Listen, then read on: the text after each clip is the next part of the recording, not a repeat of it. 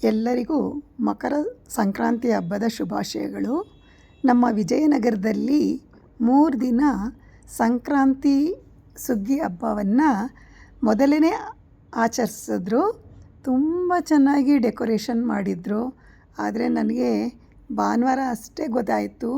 ಶುರು ಮಾಡಿದ್ದು ಶುಕ್ರವಾರನೇ ಮಾಡಿದರು. ಶುಕ್ರವಾರ, ಶನಿವಾರ, ಭಾನುವಾರ ಕಡೆ ದಿನ. ನನಗೆ ಗೊತ್ತೇ ಆಗಲಿಲ್ಲ. ಭಾಳ ಚೆನ್ನಾಗಿ ಮಾಡಿದರು. ನಾನು ಹೋಗೋ ಅಷ್ಟರಲ್ಲಿ ಒಂದು 50% ಇತ್ತು. 50% ಎಲ್ಲ ತೆಗೆದುಬಿಟ್ಟಿದ್ರು. ಮುಂದೆ ಅವರೆಕಾಯಿ, ಕಬ್ಬು, ಆಮೇಲೆ ಕಬ್ಬಿಂದು ಗಾಡಿ ಎಲ್ಲ ತುಂಬ ಚೆನ್ನಾಗಿ ಅರೇಂಜ್ ಮಾಡಿದರು. ನೋಡಲಿಕ್ಕೆ ಸುಗ್ಗಿ ಹಬ್ಬನ ನಮ್ಮ ವಿಜಯನಗರದಲ್ಲೂ ಮಾಡಿದಾರಲ್ಲ ಅಂತ ಭಾಳ ಖುಷಿ ಆಯಿತು. ಆದರೆ ನಾನು ಹೋಗಿ ನೋಡೋ ಅಷ್ಟರಲ್ಲಿ ತುಂಬ ಹಣ್ಣುಗಳೆಲ್ಲ ಬಾಡೋಗಿತ್ತು. ಆದ್ರೂ ಪರವಾಗಿಲ್ವ, ನಮ್ಮ ಅಣ್ಣಮ್ಮ ದೇವರನ್ನ ನಮಸ್ಕಾರ ಹಾಕ್ಕೊಂಡು ಬರೋಣ ಅಂತ ಹೇಳಿ ನಾನು ಹೋಗಿ ಬಂದೆ. ಭಾಳ ಚೆನ್ನಾಗಿ ಅರೇಂಜ್ ಮಾಡಿದರು.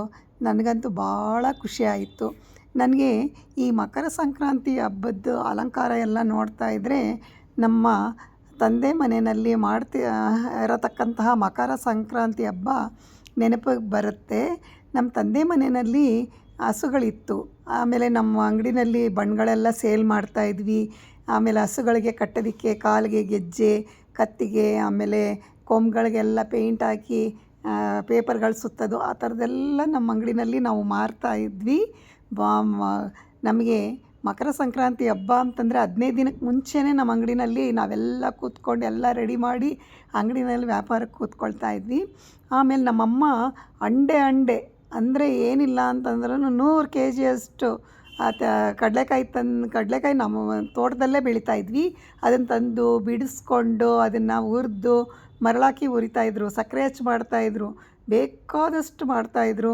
ಆಮೇಲೆ ಮುಸ್ಲಿಮ್ಸು, ಕ್ರಿಶ್ಚಿಯನ್ಸ್ ಅವ್ರುಗಳಿಗೆಲ್ಲ ಕಳಿಸ್ಕೊಡೋರು. ನಾವೇ ಹೋಗಿ ತೊಗೊಂಡೋಗಿ ಬೀರ್ಬಿಟ್ಟು ಬರ್ತಾಯಿದ್ವಿ. ಆ ಕಾಲದಲ್ಲಿ ಪುಟ್ಟ ಗೊಂಬೆಗಳು ಬರ್ತಾಯಿತ್ತು. ಎಲ್ಲರ ಮನೆಯಲ್ಲೂ ನಮಗೂ ಕೊಡೋರು. ನಾವು ತೊಗೊಂಡೋಗಿ ಗೊಂಬೆ ಜೊತೆ ಬೀರ್ತಾಯಿದ್ವಿ. ಅದೆಲ್ಲ ನೆನಪು ಬರುತ್ತೆ.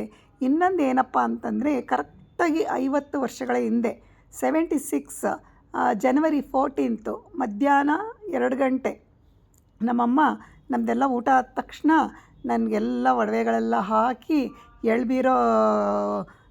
ಬೀರಲಿಕ್ಕೆ ನನ್ನ ತಂಗಿನ ಎಲ್ಲ ಕಳಿಸಿದ್ರು. ನಾವು ಅದನ್ನೆಲ್ಲ ನಮ್ಮ ಜೊತೆ ಕೆಲಸ ಮಾಡ್ತಾ ಇರೋರೆಲ್ಲ ತೊಗೊಂಡು ಬರೋರು. ನಾವು ಅದನ್ನೆಲ್ಲ ತೊಗೊಂಡೋಗಿ ಊರನ್ನು ತುಂಬ ಯಾರ್ಯಾರು ಫ್ರೆಂಡ್ಸು, ರಿಲೇಟಿವ್ಸ್ ಇದ್ದಾರೋ ಅವ್ರ ಮನೆಗೆಲ್ಲ ಹೋಗಿ ಮಧ್ಯಾಹ್ನ ಹೋದರೆ ರಾತ್ರಿ ಹೋಗಿ ಬರ್ತಾಯಿದ್ವಿ. ಬೆಳಗ್ಗೆ ಎಲ್ಲ ತರಕಾರಿ ಹೋಗಿ ಬೀರ್ತಾಯಿದ್ವಿ. ಮಧ್ಯಾಹ್ನ ನಾವು ಎಳ್ಳು, ಕಬ್ಬು, ಬಾಳೆಹಣ್ಣು ತೊಗೊಂಡೋಗಿ ಬೀರ್ತಾಯಿದ್ವಿ. ಹಾಗೆ ಬೀರಬೇಕಾದ್ರೆ ಎಲ್ಲ ಒಡವೆಗಳೆಲ್ಲ ಹಾಕಿದಾಗ ಏನಾಗಿದೆ, ಬಲಗಡೆ ಜುಮ್ಕಿ, ಓಲೆ, ಆಮೇಲೆ ಮಾಟಿ ಎಲ್ಲ ಬಿದ್ದೋಗ್ಬಿಟ್ಟಿದೆ. ಅವಾಗ ನಾನು 7th ಸ್ಟ್ಯಾಂಡರ್ಡು. ಅದು ಬಿದ್ದೋಗಿದ್ದರಿಂದ ಮನೆಗೆ ಬಂದು ನಾನು ಹೇಳ್ತಾನೆ ಇದ್ದೆ, ಅಮ್ಮ ನಂಗೆ ಕಿವಿ ನೋವ್ತಾ ಇದೆ ಅಂತ. ಏನೋ ನಮ್ಮಮ್ಮನಿಗೆ ಆಸೆ ಹಾಕಿ ಕಳಿಸ್ಬಿಟ್ಟಿದ್ದಾರೆ. ಆಮೇಲೆ ಬಿದ್ದೋಯ್ತಲ್ಲ ಅಂತಂದ್ಬಿಟ್ಟು ನಮ್ಮ ಜೊತೆ ಬಂದ ಹುಡುಗಿರನ್ನೆಲ್ಲ ನನ್ನ ಜೊತೆ ಕಳಿಸ್ಕೊಟ್ರು. ನಮ್ಮಮ್ಮನೂ ಬಂದರು. ಹೋಗ್ತಾ ಇದ್ದಂಗೆ ನಮ್ಮ ಮನೆಯಿಂದ ಒಂದು 10 ನಿಮಿಷದ ವಾಕು ಆಸ್ಪತ್ರೆ ಮುಂಭಾಗ ಬಿದ್ದಿತ್ತು. ಆಮೇಲೆ ಅದನ್ನೆಲ್ಲ ತೊಗೊಂಡು ಬಂದು ಮನೆಗೆ ಬಂದು ನನ್ನ ಪುಟ್ಟ ಜುಮ್ಕಿ ಹಾಕ್ಕೊಂಡು ಆಮೇಲೆ ಮತ್ತೆ ನಾನು ಬೀರಕ್ಕೆ ಹೋದೆ. ಅದರದ್ದು ಇವತ್ತು ನೆನಪು ಬರ್ತಾಯಿದೆ. 50 ವರ್ಷಕ್ಕೆ ಇವಾಗ ನನಗೆ ಅದು ಬಿದ್ದೋಗಿದ್ದು ನೆನಪು ಬಂತು. ಅದು ನಾನು ನೆನಪು ಬರ್ತಾಯಿದೆ. ಭಾಳ ಚೆನ್ನಾಗಿ ವಿಜಯನಗರದಲ್ಲಿ ಆಚರಿಸಿದ್ರು. ಅಣ್ಣಮ್ಮನ್ನ ಕರ್ಕೊಂಡು ಬಂದು ಆಮೇಲೆ ಹೊರಗಡೆ ಅಂತೂ ಅಲಂಕಾರ ಮಾಡಿದ್ದಂತೂ ತುಂಬ ಚೆನ್ನಾಗಿತ್ತು. ಅದು ನಾನು ಇನ್ಸ್ಟಾಗ್ರಾಮಲ್ಲಿ ನೋಡೇ ಹೋಗಿದ್ದು. ಇನ್ಸ್ಟಾಗ್ರಾಮಲ್ಲಿ ನೋಡಿದ್ದು ನಂಗೆ ತುಂಬ ಖುಷಿ ಅನ್ನಿಸ್ತು. ನಾನು ಹೋದಾಗ 50% ಎಲ್ಲ ಅಲಂಕಾರ ಎಲ್ಲ ತೆಗೆದುಬಿಟ್ಟಿದ್ರು. ಆದರೂ ಹೋಗಿ ನೋಡ್ಕೊಂಬರೋಣ, ಅಣ್ಣಮ್ಮನ್ನ ದರ್ಶನ ಮಾಡೋಣ ಅಂತ ಅಣ್ಣಮ್ಮನ ದರ್ಶನ ಮಾಡಿಕೊಂಡು ಬಂದೆ. ಇದೆಲ್ಲ ನನ್ನ ಫ್ಲ್ಯಾಶ್ ಬ್ಯಾಕು. ಆಮೇಲೆ ಯಾವಾಗ್ಲೂ ನಮ್ಮಮ್ಮ ಎಳ್ಬೀರೋ ಮುಂಚೆನೇ ಎಳ್ಗಳನ್ನ ತೊಗೊಂಡೋಗಿ ಎಲ್ರಿಗೂ ಬೀರ್ಬಿಟ್ಟು ಬಂದುಬಿಡ್ತಾಯಿದ್ರು. ಯಾಕೆಂದರೆ ಬೆಂಗಳೂರಿಗೆ ಬರಬೇಕು ಅಂದರೆ ಮತ್ತೆ ಆಗ್ತಾ ಇರಲಿಲ್ವಲ್ಲ. ಹಾಗಾಗಿ ಅವ್ರು ಇರೋವರೆಗೂ ಹಬ್ಬಕ್ಕೆ ಮುಂಚೆನೇ ನನ್ನ ಮದುವೆ ಆದಮೇಲೆ ಆ ಥರ ಶುರು ಹಚ್ಕೊಂಡಿದ್ರು. ಯಾಕೆಂದ್ರೆ ನಾನು ಬೆಂಗಳೂರಲ್ಲಿ ಇದ್ನಲ್ವ, ನನಗೆ ತಂದು ಕೊಟ್ಬಿಡೋರು. ನಾವು ಮಾಡೋ ಅವಶ್ಯಕತೆಯೇ ಇರಲಿಲ್ಲ. ಎಲ್ರಿಗೂ ತೊಗೊಂಡೋಗಿ ಅವ್ರು ಕೊಟ್ಟಿದ್ದೇನೆ ಬೀರ್ಕೊಂಡು ಬಂದುಬಿಡ್ತಾಯಿದ್ದೆ. ಆಮೇಲೆ ನಮ್ಮ ಅತ್ತೆ ಕೂಡ ಸಕ್ಕರೆ ಹಚ್ಚಿ ಮಾಡ್ತಾಯಿದ್ರು. ಒಂದು ಸರ್ತಿ ಬಿಸಿ ಪಾತ್ರೆನ ನಮ್ಮ ಅತ್ತೆ ತೊಡೆ ಮೇಲೆ ಇಟ್ಬಿಟ್ಟಿದ್ದೆ ಸಕ್ಕರೆ ಹಚ್ಚಿ ಮಾಡಬೇಕಾದ್ರೆ. ನನಗೆ ಗೊತ್ತೇ ಆಗಲಿಲ್ಲ. ಪಾಪ ನಮ್ಮ ಅತ್ತೆ ಬೈಲೇ ಇಲ್ಲ. ಬಟ್ ಅವ್ರಿಗೆ ಶುಗರ್ ಇತ್ತು. ಅಷ್ಟಗಲ ಸುಟ್ಟೋಗ್ಬಿಟ್ಟಿತ್ತು. ಆಮೇಲೆ ಅವರು ಔಷಧಿ ಹಾಕ್ಕೊಂಡು ಹೆಂಗೋ ವಾಸಿ ಮಾಡಿಕೊಂಡ್ರು ಅದೆಲ್ಲ ನನಗೆ ನೆನಪು ಬರುತ್ತೆ. ನಿಜವಾಗ್ಲೂ ನಮ್ಮ ಅತ್ತೆ ಹೇಳ್ತಾಯಿದ್ರು, ಹುಷಾರು ಹುಷಾರು ಅಂತ ಅಂದ್ರೂ ನಾನು ಬಿಸಿ ಬಿಸಿ ನೀವೇ ಲೆಕ್ಕ ಹಾಕ್ಕೊಳ್ಳಿ ಎಷ್ಟು ಮಂದೆ ಇರುತ್ತೆ ತಾಮ್ರದ್ದು ತಪ್ಪಲೆ ನಾವು ಇದು ಸಕ್ಕರೆ ಹಚ್ಚಿ ಮಾಡೋದು, ಅದನ್ನು ಇಟ್ಬಿಟ್ಟಿದ್ದೆ. ಅದೊಂದು ನೆನಪು ಬರುತ್ತೆ. ನಮ್ಮ ಅತ್ತೆಗೆ ನಾನು ಇವಾಗ ಸಾರಿ ಹೇಳ್ತೀನಿ. ಆದ್ರೂ ಪಾಪ ನಾವು ತಡ್ಕೊಂಡು ಇದ್ದರು. ಅವ್ರ ಹಬ್ಬ ಆದಮೇಲೆ ಅದು ನಿಧಾನವಾಗಿ ವಾಸಿ ಆಯಿತು. ಆಮೇಲೆ ಇನ್ನೊಂದೇನು ಅಂತಂದರೆ, ನಮ್ಮ ತೋಟದಲ್ಲಿ ಕಬ್ಬು ಬೆಳೀತಾ ಇದ್ವಿ. ಕಬ್ಬು ಬೆಳೆದ್ರೆ ಅದರಲ್ಲಿ ಹೂ ಬರುತ್ತಲ್ಲ, ಅದನ್ನು ನಮ್ಮ ಕಾನ್ವೆಂಟ್ ಸಿಸ್ಟರ್ಸು ನಮ್ಮ ತಂದೆಗೆ ಬಂದು ಹೇಳೋರು, ನಮಗೆ ಆ ಥರ ಕಬ್ಬಿಂದು ಹೂವು ತಂದುಕೊಡಿ ಅಂತ. ನಮ್ಮಪ್ಪ ತಂದುಕೊಡೋರು. ಅವರು ಚರ್ಚಲ್ಲಿ ಅದನ್ನೆಲ್ಲ ಇಟ್ಟು ಅಲಂಕಾರ ಮಾಡ್ತಾಯಿದ್ರು. ಆಮೇಲೆ ನಾವು ಎಳ್ಳೆಲ್ಲ ತೊಗೊಂಡೋಗಿ ನಮ್ಮ ಸಿಸ್ಟರ್ಸ್ಗೆ ಫಾದರ್ಗೆಲ್ಲ ಕೊಡ್ತಾಯಿದ್ವಿ. ಅದೆಲ್ಲ ನನಗೆ ತುಂಬ ನೆನಪು ಬರ್ತಾಯಿದೆ. 50 ವರ್ಷಗಳ ಹಿಂದಿನ ಮಾತು.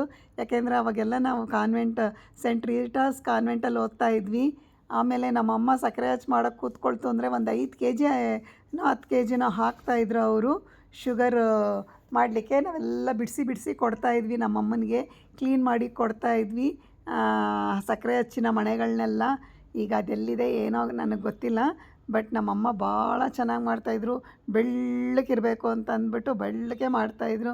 ಸ್ವಲ್ಪ ಕಪ್ಪಾಗೋಯ್ತು ಅಂದರೆ ಅದಕ್ಕೆ ಕಲರ್ ಹಾಕ್ಬಿಟ್ಟು ಆರೆಂಜ್ ಕಲರಲ್ಲಿ ಮಾಡಿಬಿಡೋರು. ಒಂದು ಸರ್ತಿ ನಮ್ಮ ಮಗು 2 ವರ್ಷನೋ 2.5 ವರ್ಷನೋ ನಮ್ಮ ಚಿಕ್ಕಪ್ಪನ ಮನೇಲಿ ದೊಡ್ಡಪ್ಪನ ಮನೆಗೆ ಹೋದಾಗ, ಅಯ್ಯೋ ನಾನು ಮೀನು ತಿಂತಾಯಿದ್ದೀನಿ ಅಂತ ಅಂದ್ಲು. ನಮ್ಮ ದೊಡ್ಡಪ್ಪ ಬಂದುಬಿಟ್ಟು ಆ ಥರ ಎಲ್ಲ ಹೇಳ್ಬಾರ್ದು ಅಂತ ಹೇಳಿದ್ರು. ಅದು ನೆನಪು ಬಂತು ನನಗೆ.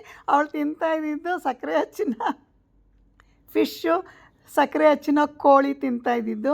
ಅದಕ್ಕೆ ನಮ್ಮ ದೊಡ್ಡಪ್ಪ ಆ ಥರ ಅಂತಾಯಿದ್ರು. ಅದು ನೆನಪು ಬರುತ್ತೆ. ಆ ಕಾಲದಲ್ಲಿ ಆ ಥರ ತಿಂತೀವಿ ಅಂತ ಅಂದ್ರೇ ದೋಷ ಅನ್ನೋ ರೀತಿಯಲ್ಲಿತ್ತು. ಹಾಗಾಗಿ ಅದೆಲ್ಲ ನೆನಪು ಬರುತ್ತೆ. ಎಲ್ರಿಗೂ ಧನ್ಯವಾದಗಳು.